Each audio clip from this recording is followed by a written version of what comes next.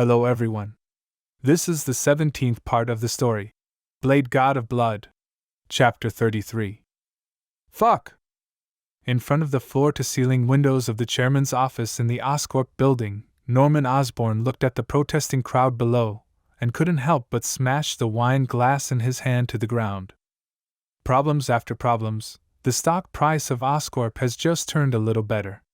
Because of this incident, it has plunged again, and it has plunged sharply. Racial discrimination is quite sensitive in the United States, and Max is the designer of the power grid. If he wins, Oscorp will lose control of the power grid. At this time, footsteps came from behind, and Norman asked without looking back. Mencken, have you checked it out? Is the power grid designed by Max? The vice president of the Oscorp, an elderly white man, nodded and said, The power grid was indeed designed by Max. He is withdrawn, so several people in the power department took it for themselves. Damn! Fire them for me! Norman cursed and asked, What about racial discrimination? Mencken said, That is not true. Someone should have taught Max to say this.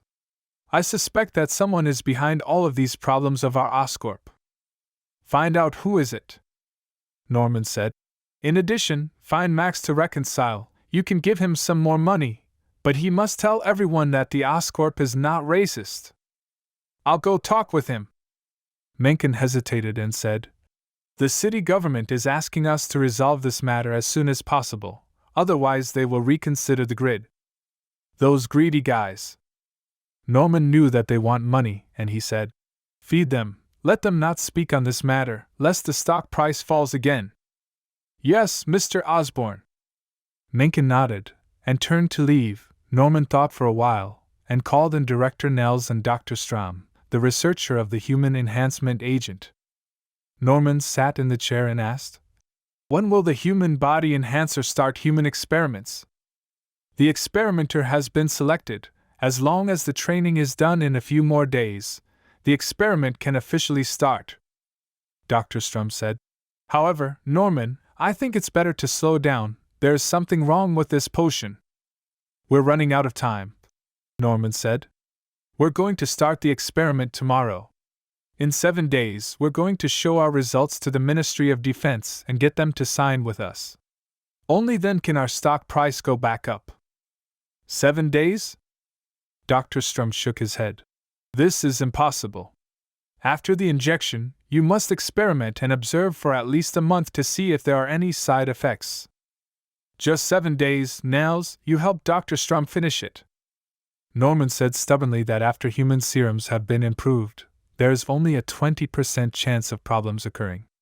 In this case, as long as you find a few more experiments, you will be able to get a successful experimental body.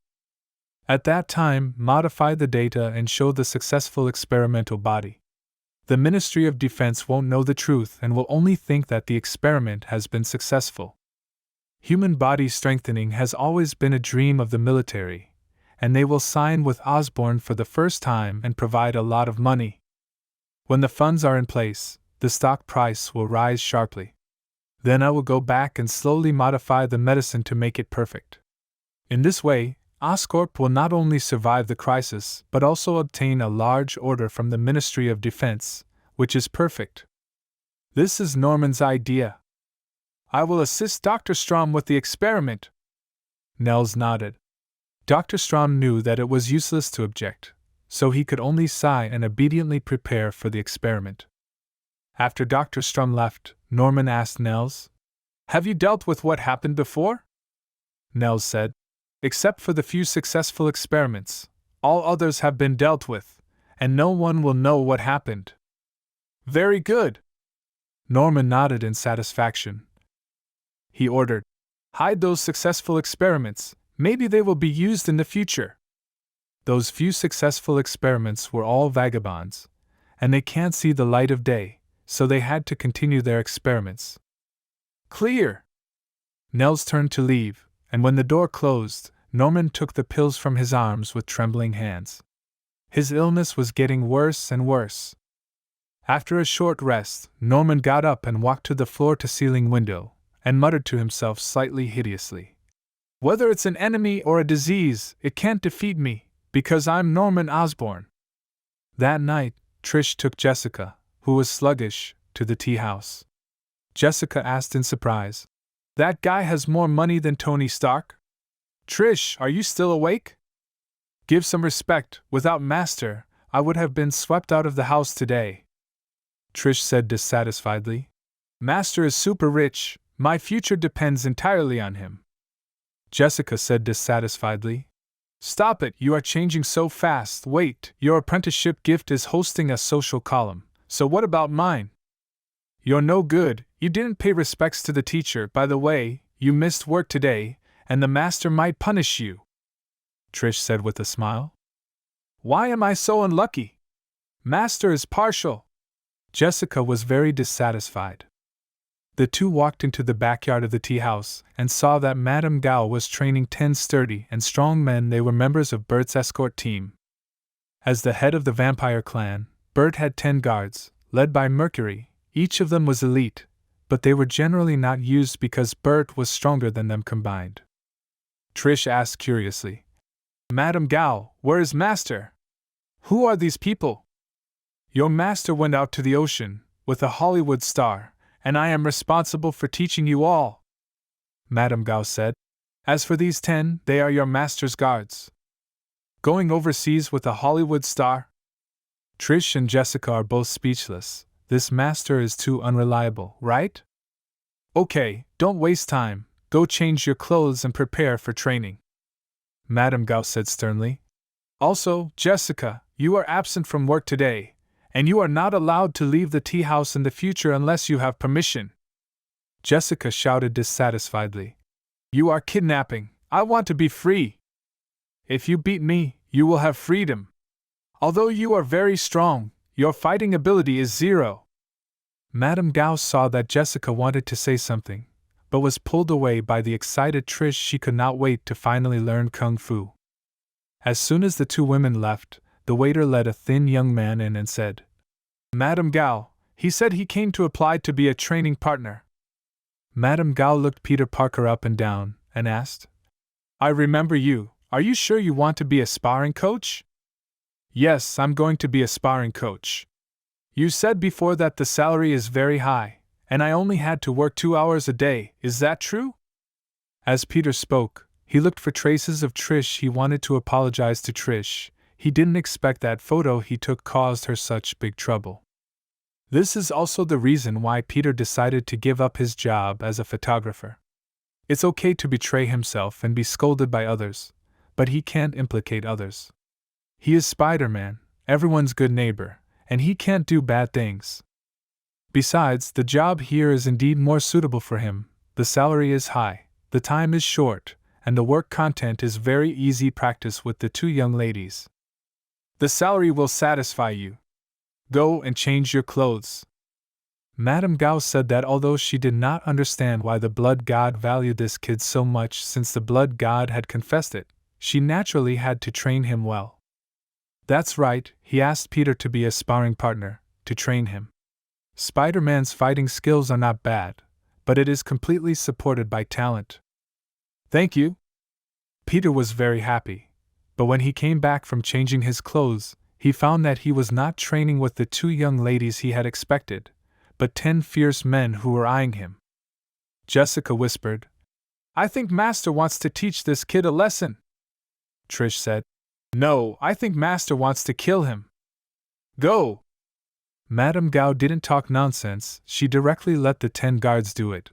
Peter ran around the yard in fright, and kept shouting, "Don't hit me." Jessica and Trish were amused by him. Where did this monkey come from? Although Peter looked very embarrassed, Madame Gao became more and more shocked. Under the siege of 10 people, Peter was not beaten once. Although the vampires only used the power of ordinary people, they were 10 against 1. Madame Gao watched for a while and saw the trick. That kid could sense danger in advance. Often, he avoided the vampire as soon as he started to attack.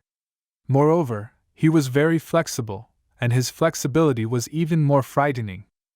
He is hiding his strength, and the Blood God is not mistaken.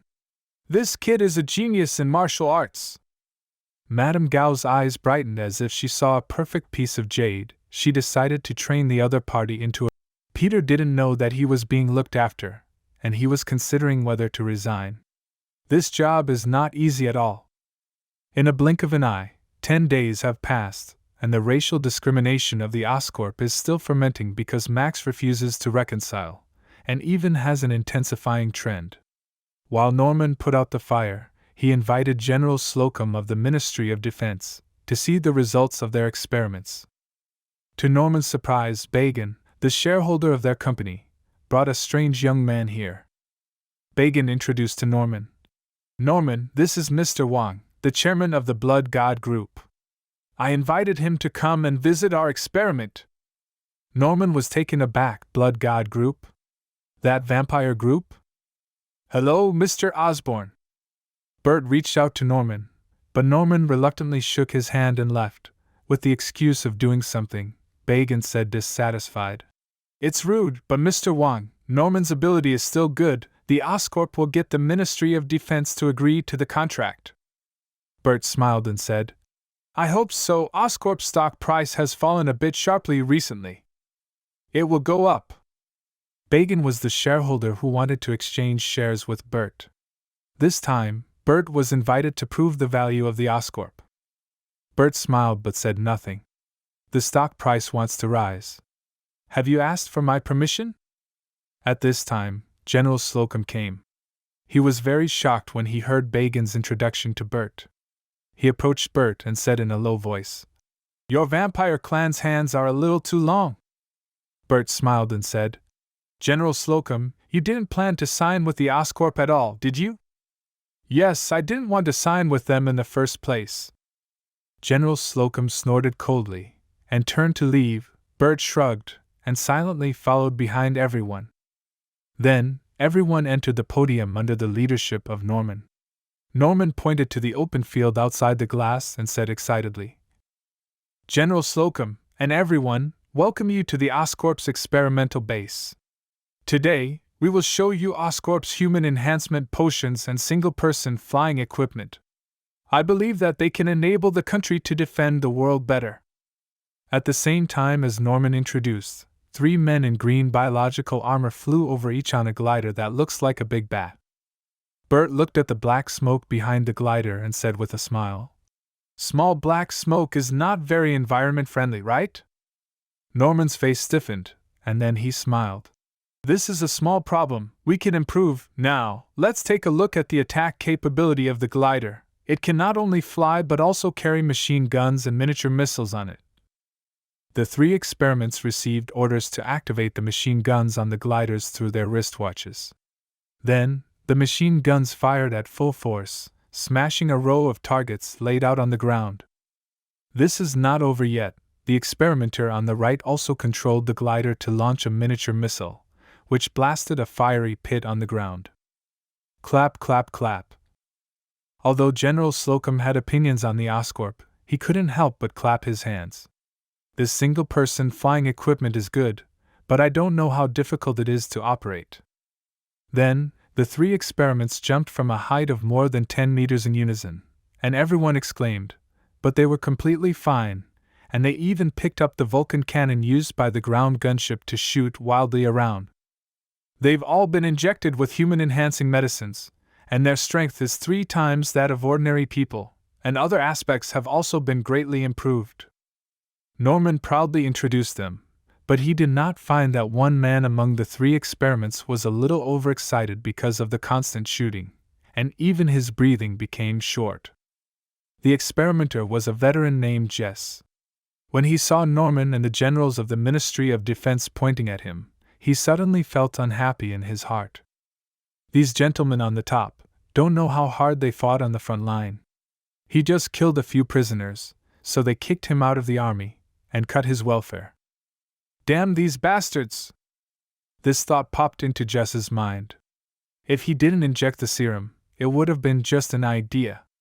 The problem is that he injected the serum, and the evil thoughts in his heart were greatly amplified, so the thought became an action.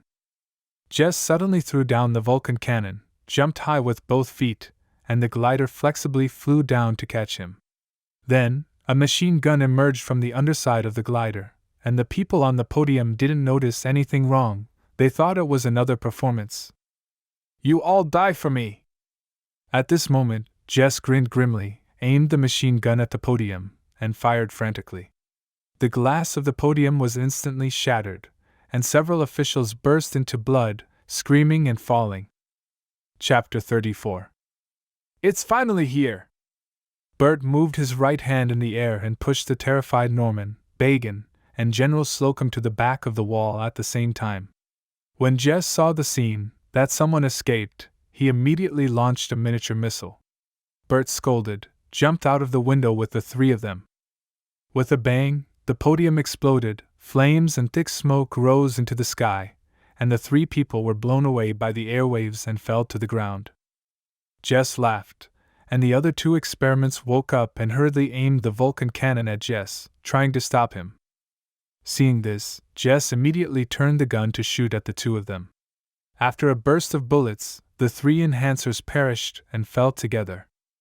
Bert looked at Norman, who was in a state of embarrassment on the ground, and said lightly, "Mr. Osborne, not only your experiment is not environment-friendly but also has big problems." "Norman Osborne! You must give me an explanation!" General Slocum and Bagan reacted and glared at Norman. If it wasn't for Bert's help, they would have died like everyone else. The distraught Norman hurriedly explained, "There may be some data problems. I promise you, I will be able to fix this problem soon. There will be no next time, Norman Osborne. The Ministry of Defense will suspend all contracts with your Oscorp, and I will send someone to investigate this matter. So many people can't die in vain. Oscorp must give our Ministry of Defense an explanation." General Slocum shouted angrily. He was about to leave, but suddenly stopped, turned to Bert, and said, "Thank you for saving my life, but we will not cooperate either." Bert smiled indifferently and said nothing. General Slocum strode away. Norman hurriedly chased after him to explain. Bagan couldn't help but rebuke and said to Bert, "Mr. Wang, you saved my life. I decided to transfer the shares to you at a low price. Business people are thick-skinned." Bert laughed and he said, "No hurry, let the stock price fly for a while." After finishing speaking, Bert ignored Bagan and turned to leave. He had just left the experimental base when Director Fury called. Director Fury asked, "Does this matter have anything to do with you?" "Without my help, Norman Osborne and General Slocum would have been dead," Bert said lightly. "Also, if you are interested, you can listen to Trish's talk at noon. Maybe you can find some clues." "I will listen," Director Fury said. "Blood God, before the Oscorp company changes hands, if Norman Osborne dies, then whether you killed him or not, we will stop you from acquiring the Oscorp. Rest assured, I respect the rules of the game." Bert hung up the phone with a smile. He looked at the phone and smiled coldly. "Today, I respect the rules of the game, and tomorrow, the rules of the game respect me. Presumably many people already know that there is a big problem with the Oscorp's experiment, but you certainly don't know why the Oscorp's experiment has a problem." At noon, Trish's voice rang on the thousands of radios. "I didn't know it until I received an anonymous email, which not only recorded the Oscorp's modification of the experimental data but also recorded that they used tramps to carry out illegal activities, such as human experimentation." Trish's report caused a sensation in the entire New York City. Countless reporters gathered around the Oscorp building to inquire about the situation. The Oscorp issued an announcement saying it was slander and reserved the right to sue Trish. Behind Trish stood Bert. Even though the Oscorp directly handed over all the evidence to the FBI still sent people to investigate the Oscorp. At the same time, the Ministry of Defense also sent people to hold Oscorp accountable. The Oscorp was in turmoil for a while, and the stock price plummeted, and the loss was even worse than the original Stark Industries situation. In the villa, Tony said while eating a salad, "Our vampires are ruthless. They beat the stock price of Oscorp like this. Those shareholders are going to cry. Good for us, we made a lot of money," Pepper said excitedly. The losses from the previous period can be recovered. All this money is used to buy the company's stock back. I don't want to be kicked out of the board again. Tony snorted, thought of something, and said to Pepper, Pepper, you go to work at Stark Industries tomorrow, and you will be the vice president for a while. Then I will promote you to the position of the president. Pepper was stunned. Do you want me to manage Stark Industries? Tony smiled and said, As Bert said, the next is your era. So you transferred Happy to Africa? Pepper sneered. Tony, he has been with you for more than 10 years, and has been protecting you and driving for you. Tony was a little embarrassed, he said. You misunderstood, I just asked him to go over there to study security. I am Iron Man, and I don't need bodyguards anymore. After his study is over, I will let him be in charge of the security of Stark Industries. Okay. Pepper was speechless. There is still such a trick? She said. Tony, have you ever thought about giving up being Iron Man? You're a billionaire, there's no need for you to take this risk. Tony categorically refused. No, Iron Man is me. I am Iron Man, and no one can replace me. Pepper sighed and didn't quarrel at this time. After all, Tony hasn't encountered any danger yet. She said, I will try to manage the company, but I'm not sure. That's not something Pepper would say. Tony said with a smile. Pepper kissed him on the cheek and got up to read the information. The president's job is not so easy to be. After Pepper left, Tony returned to the basement to continue working. Ensign frowned and said, Tony, none of the elements we tried before can replace palladium. Tony said with an ugly expression. Continue to experiment. We must find new elements to replace, otherwise I will not live for half a year. Ensign persuaded. Tony, if you don't use the armor, you can live longer. If life is not wonderful, it is better not to live. Tony shook his head, and he shouted. Jarvis, call up the information on S.H.I.E.L.D., and the relevant information on the scene of my parents' car accident. Various light curtains immediately appeared in front of Tony, which were operable holographic projections. Tony studied it and asked Jarvis to call Carter. He said, Aunt Carter, we need to talk. In just a few days, Norman Osborn seemed to be aged 10 years. He walked towards the conference room with difficulty. It was only 10 meters away, but it made him feel exhausted. The reason for this is not only because he has been so overwhelmed recently, but also because Norman's condition is getting worse. The doctor has told him to be hospitalized several times, but in this situation, how could he? FBI investigation, Ministry of Defense accountability, stock price diving, Max and the homeless family suing Oscorp, each is a tricky thing. Norman took a deep breath and tried to make himself look more energetic. He knew that the directors would definitely blame him today, but he didn't care, because he could only rely on himself to save the Oscorp. Norman opened the door and was about to say hello, but he saw a group of directors surrounding a young man. He had seen this man before, the chairman of the Blood God Group, the Blood God Bert. Norman's heart sank, and he asked, Mr. Wong, you don't seem to be a director of our company, do you? It will be soon.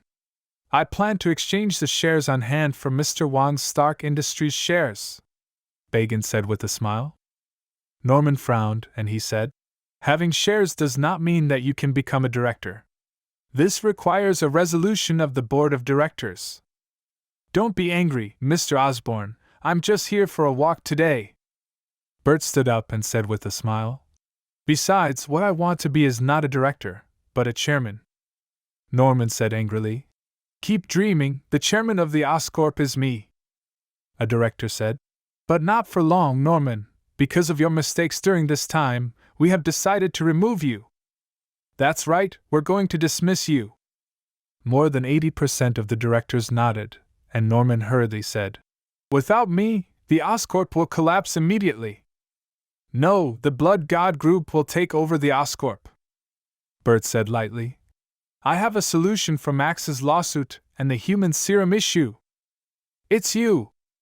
Norman instantly understood that everything was done by this vampire, and he was going to swallow up his own Oscorp.